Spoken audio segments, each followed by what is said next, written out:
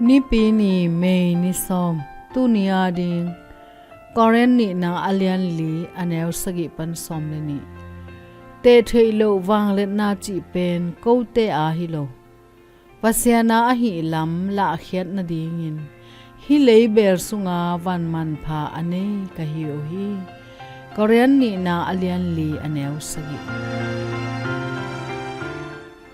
Sunga hong Kilang Jesu Johnny Erickson tanda anu asi jangin Ipumpi pen Jesu Christ ompi na akichi vanmanpha akikoina leibeel to kibang asang na lunga hi to pen khang thakuna lai khau bung te to again te hi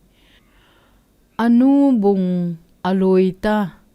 akil akiu hong apil pen tun hom ta hi himale aman to bung pen Chris e kha achi vanmanpha aom na ngei chi a athupinga isutu bung chi in gen hi Johnny phokhiat thoma bangin Jesu aum te bung khang hamin asyat changin to aton namun le avan namun tungtonin Jesu wang atang saku ahi hibang again changin Johnny in Paul thugen leibeel Sunga vanmanpha chi achieng hiya Tehtheihloh vangliatna chi pen kote hilo Pasian chi thu to leibelin hong Kilang sakding hi Paulin athwa gimna te hangin lungmang ma tale zan chiplo zong kiselo chi ama pumpi to gimna athwak na tungtonin Christ Jesu nun tak na hong Kilang kheding chi in thei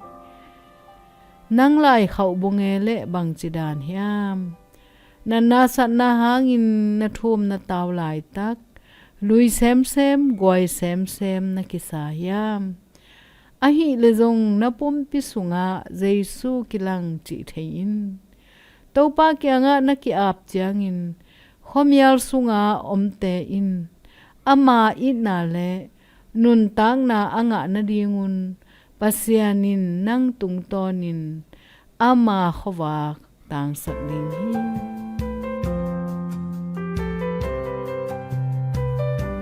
mirang te tungpanin Jesu akila lam na mungi hiam